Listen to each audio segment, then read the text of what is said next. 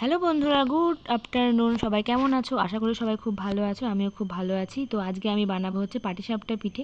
তো দেখতেই পাচ্ছ পাটিসাপটার যে ব্যাটারটা হয় সেটা আমি গুলিয়ে নিচ্ছি ভালো করে, অল্প অল্প করে চালের গুঁড়ো দিয়ে। এর মধ্যে দুধ, চিনি, একটু লবণ দিয়ে ভালো করে মিক্স করে নিয়েছি। তারপরে গিয়ে অল্প অল্প করে চালের গুঁড়ি দিয়ে এটাকে ভালো করে মেখে নিচ্ছি।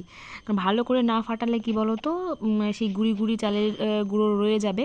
তাহলে হচ্ছে কি বলো তো, ভালো মিক্সড হবে না। তো যখন আমি বানাতে যাব তখন সেটা প্রবলেম করতে পারে, কড়াই থেকে তুলতে অসুবিধা হবে। তো এই জন্য আধ ঘন্টা দেখো ঢেকে রাখলাম, যাতে গোলাটা ভালো করে সফট হয়ে যায়। তো এই দেখো এখানে ক্ষীর বানিয়ে রেখেছিলাম, এটাও চালের গুঁড়ো দিয়ে, দুধ দিয়ে, নলের গুড় দিয়ে আর হচ্ছে নারকেল দিয়ে। তো এদিকে দেখো অনেকক্ষণ ধরেই আমি বানাচ্ছিলাম, তো ক্যামেরা করা হয়নি।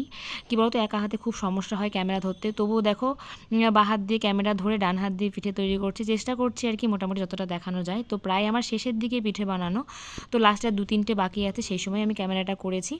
তো আগে আমার একদম খেয়াল ছিল না প্রথম থেকে, আর আসলে ক্যামেরা ধরার লোকও ছিল না, এই জন্য করা হয়নি। তারপরে ভাবলাম যে প্রায় শেষ হয়ে গেল, তাহলে আমি নিজের থেকেই চেষ্টা করি। দেখো ছোট্ট ছোট্ট করে পিঠে বানিয়েছি, বাট দারুণ উঠেছে, মানে একটুও কড়াইতে লেগে থাকিনি, মানে দারুণ উঠেছিল। মানে প্রথম থেকে একটা পিঠেও আমার নষ্ট হয়নি, ছোট্ট ছোট্ট করে বানিয়েছি। তো খুবই সুন্দর উঠছিল, দেখো দেখতেই পাচ্ছ প্রায় শেষের দিকে।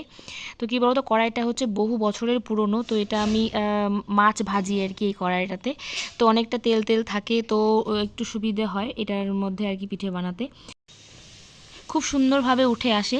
তো সেই কারণে এটার মধ্যে বানানো।